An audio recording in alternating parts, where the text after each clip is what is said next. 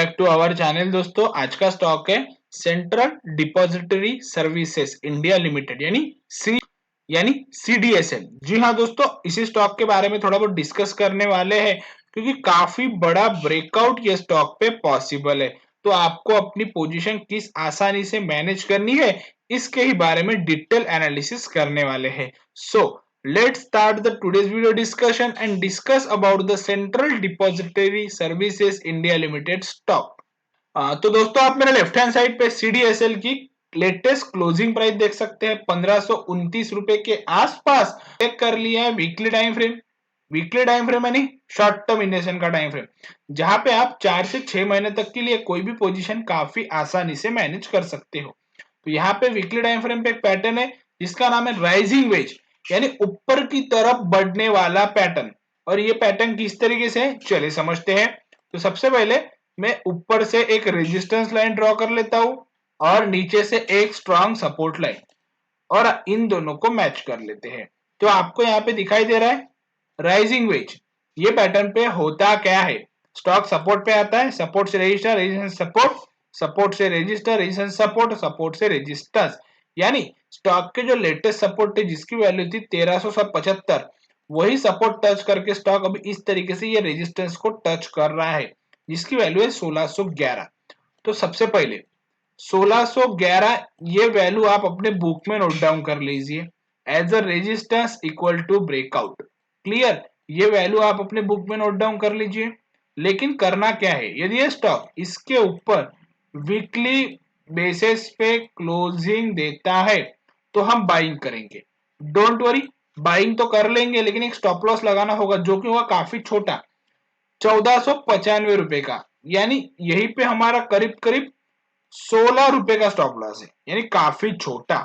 और 16 रुपए के स्टॉप लॉस के हिसाब से टारगेट की यहाँ पे अगर बात करें तो ब्रेकआउट के बाद stock almost all time high पे ट्रेड करना शुरू कर देगा। और यदि ये स्टॉक इस तरीके से ऊपर भागता है तो टारगेट का अनुमान लगाना डिफिकल्ट है, लेकिन हम आमतौर पे 25 से 30% का अनुमान लगाते हैं।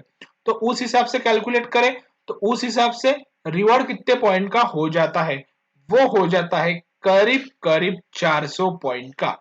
जी हाँ, 400 पॉइंट का रिवॉर्ड। लेकिन रिस्क रिवॉर्ड रेशो देखें तो ये काफी कंफ्यूजिंग है क्योंकि 16 रुपए का स्टॉप लॉस, 400 रुपए का रिवॉर्ड। तो दोस्तों देखिए, ये अल्टीमेट टारगेट है जो कि होने वाले हैं 2000 के आखिर वाले, यानी नेक्स्ट टारगेट है 2000 के। लेकिन बीच बीच में स्टॉक 1 2 3 टारगेट देते रहेगा, कंसोलिडेशन होते रहेगा, लेकिन आपको स्टॉप लॉस लगाना है वही 1495 रुपए का। यानी यही स्टॉप लॉस ब्रेकआउट के बाद आपको लगाना है। यानी यहाँ पे रिस्क काफी कम हो जाती है और उस हिसाब से रिस्क रिवॉर्ड रेशो 1:20 के करीब, यानी काफी रेयर, या आप उसे सबसे रेयरेस्ट रिस्क रिवॉर्ड रेशो भी बोल सकते हो। लेकिन जिस तरीके से हम कैलकुलेट कर रहे हैं ये स्टॉक ऊपर जाके 2000 के टारगेट हासिल कर पाएगा, तो इसी बात को अभी हम कंफर्म करते हैं दो इंडिकेटर से। सबसे पहले वॉल्यूम एनालिसिस, बायर सेलर्स में से बायर्स का वॉल्यूम ज्यादा है, no doubt volume analysis bullish है। मूविंग एवरेज की बात करें तो स्मॉल मूविंग एवरेज पे बुलिश क्रॉस ओवर है, बिग बुलिश क्रॉस ओवर पे ऑलरेडी अवेलेबल है। प्राइस के नीचे तीनों मूविंग एवरेज का सपोर्ट है, यानी majority of moving average bullish है। यानी moving average bullish, volume analysis bullish, यानी काफी बढ़िया स्टॉक अप ट्रेंड में चल रहा है। तो आपको क्या करना है, 1611 के ऊपर बाइंग करनी है, स्टॉप लॉस लगाना है 1495 रुपए का।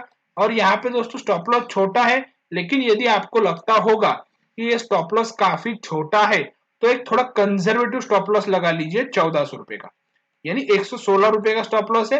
लेकिन यही पे रिस्क रिवॉर्ड रेशो भी 1:2 के करीब आता है, यानी ये भी काफी सही रिस्क रिवॉर्ड रेशो माना जा सकता है। लेकिन टारगेट, अल्टीमेट टारगेट होने वाले हैं 2000 रुपए के या उससे ऊपर के। जी हाँ, और टाइम ऑफ इन्वेस्टमेंट की अगर बात करूं तो 3 से 5 हफ्तों का टाइम देना होगा, तो ये टारगेट आसानी से हासिल हो सकते हैं।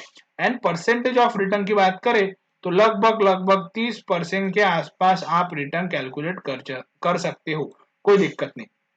लेकिन यदि आपके ऑलरेडी लोअर लेवल से पोजीशन है और आपकी इच्छा है कि बेटर होगा कि ट्रेलिंग स्टॉप लॉस लगाया जाए, तो डोंट वरी, एक ट्रेलिंग स्टॉप लॉस भी हमारा इंडिकेटर सजेस्ट कर पा रहा है जो कि है 1300 का।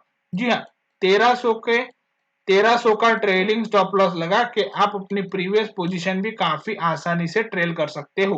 तो इस तरीके से विद ट्रेलिंग नई position breakout after and closing after and confirmation के बाद आप स्टॉप लॉस के साथ क्रिएट कीजिए, जिसके फर्स्ट टारगेट होने वाले 2000 रुपए या उससे ऊपर के। तो देखना इंटरेस्टिंग होगा क्या स्टॉक ये टारगेट हासिल कर पाता है या नहीं।